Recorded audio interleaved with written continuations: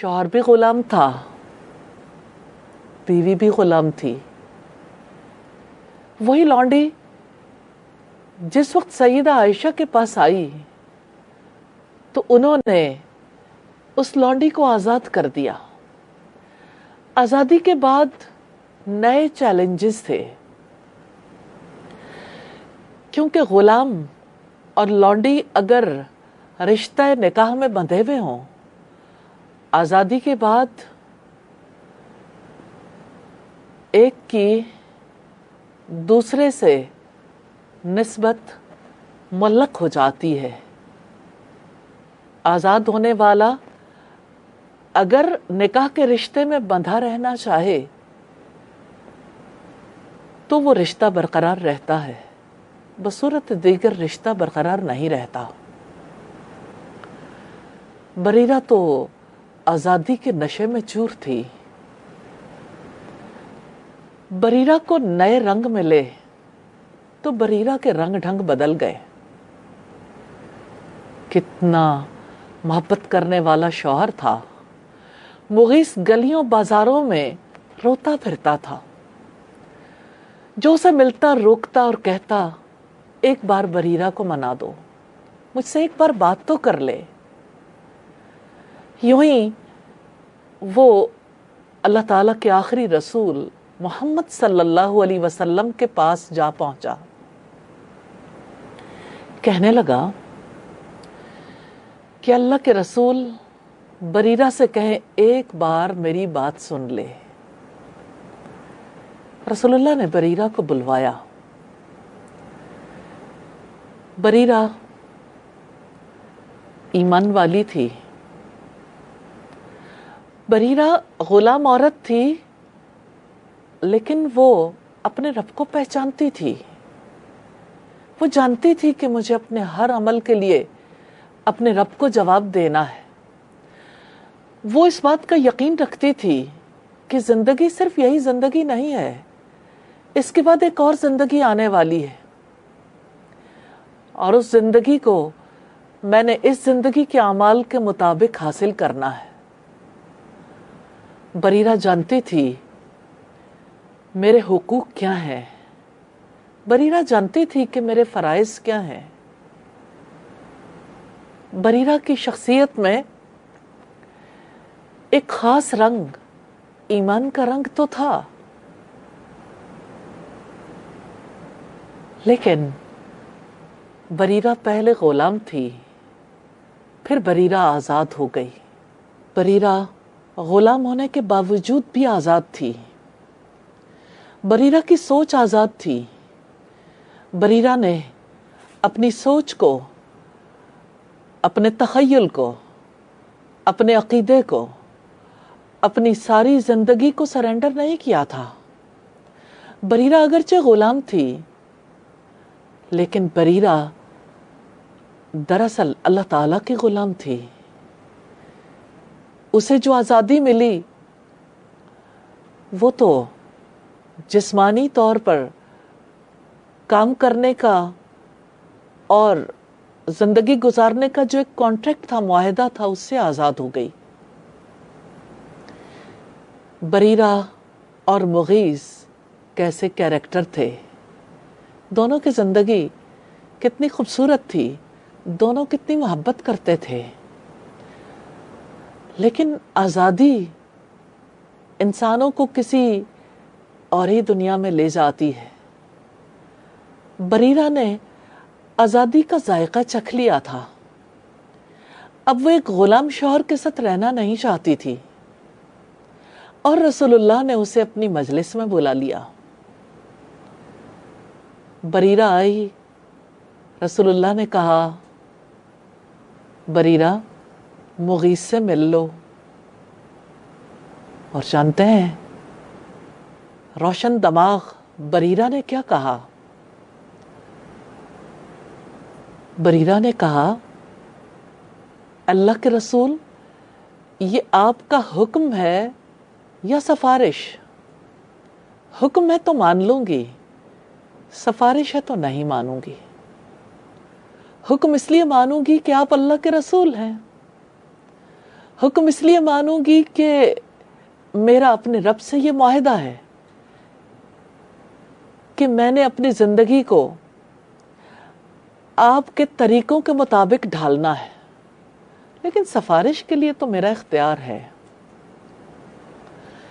اور اللہ کے رسول صلی اللہ علیہ وسلم نے فرمایا سفارش ہے۔ بریرہ نے کہا پھر میں مغیث سے نہیں ملوں گی۔ آج کے اس دور میں سوچتی ہوں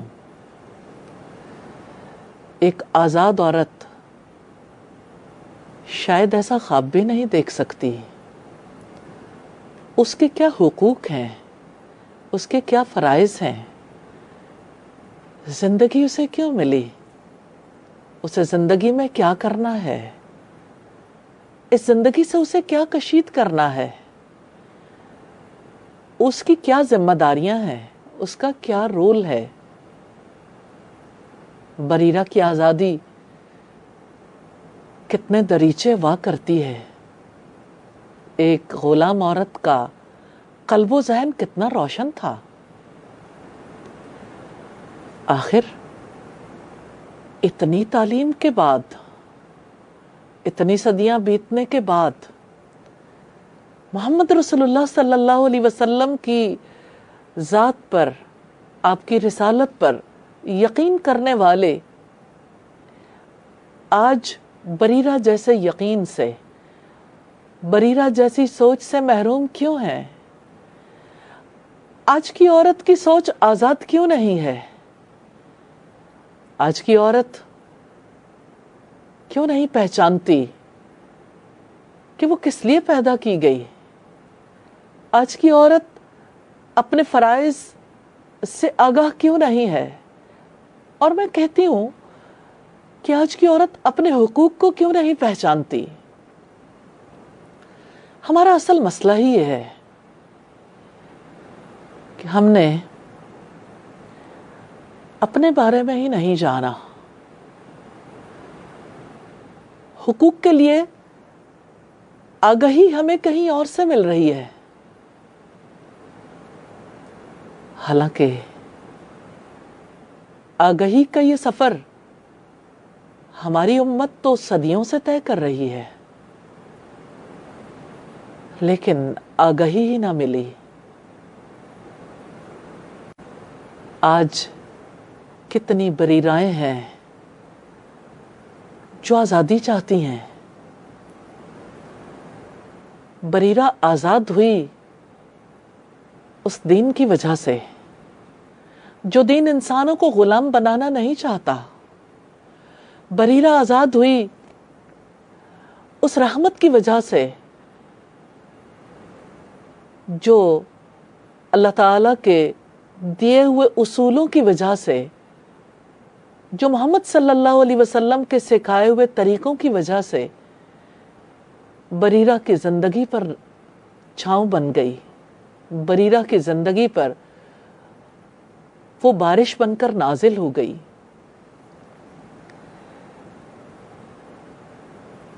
آج ہر مسلمان عورت کو ضرور دیکھنا چاہیے کہ اسے تو بریرہ سے بڑھ کر روشن دماغ ہونا تھا، لیکن اپنا ہی ورثہ، جو کچھ اللہ پاک نے ہمارے لیے محمد صلی اللہ علیہ وسلم کے توسط سے بھیجا، وہی بھول گئے۔ آج ہم کہاں ہیں جہاں ہم سے ہماری بیٹیاں سوال کرتی ہیں کہ اگر ہم آج کے معاشرے میں، آج کی سوسائٹی میں کل سے زیادہ محنت کر رہی ہیں تو ہمیں ہمارا حق کیوں نہیں دیا جاتا؟ ہمیں ہماری سوچوں کو قید کر کے کیوں رکھا جاتا ہے؟ بیٹا آپ قید میں نہیں ہو، آزادی آپ کا حق ہے، آپ کے رب نے دی ہے، لیکن ضرور جان لو کہ آزادی آبادی کے لیے ہے، آباد کاری کے لیے ہے. آزادی اس لیے نہیں کہ آپ ایک قید سے نکل کر کسی بڑی قید میں گرفتار ہو جاؤ. پیچھے پلٹ کر دیکھیں تو ہمارے پیدا کرنے والے نے ہمیں آزاد پیدا کیا، ہمیں جینے کا حق دیا، ہمیں تعلیم کا حق دیا، ہمیں ورثے کا حق دیا. میں سوچتی ہوں، مجھے یاد آتا ہے کہ جب میں نے لیکچرشپ جوائن کی، میری ایک کلیگ نے مجھے کہا، اب آپ کی آئیڈینٹی نہیں رہے گی، آپ کا نام آپ کے شوہر کے نام کے ساتھ آئے گا اور آپ کا نام لوگ بھول جائیں گے، شوہر کا نام باقی رہے گا. میں نے کہا میں تو یہ بات نہیں کروں گی، میں ایسا نہیں کر سکتی، میں اپنا تشخص کھونا نہیں چاہتی. انہوں نے کہا یہ جاب کا تقاضا ہے، آپ کو کرنا ہوگا. میں پیچھے مڑ کے دیکھوں تو میرا رب کتنا کریم ہے، وہ مجھے میرے نام کا حق دیتا ہے، وہ مجھے میری پہچان دیتا ہے. یہ پہچان رشتوں کے توسط سے ملے اور زیادہ اس کے رنگ گہرے ہو جاتے ہیں. ایسا نہیں ہے کہ میری پیدائش کے موقع پر جو نام رکھا گیا وہ نام میری حیات کے کسی موقع پر کسی کی وجہ سے بدل جائے گا.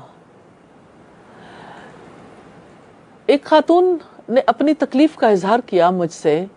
انہوں نے کہا کہ جب میں پہلے شوہر کی بیوی تھی تو میں مسز فلاں تھی، میری ایک پہچان تھی، میری بیٹی 14 برس کی تھی، تو میرے اور میرے شوہر کے درمیان کچھ معاملات ٹھیک نہ رہے، پھر ہماری علیحدگی ہو گئی، طلاق تک نوبت پہنچی، اور اس کے بعد جب میری دوسری شادی ہوئی تو میں پہلی پہچان کھو چکی تھی اور دوسری پہچان کے لیے اسٹرگل کر رہی تھی.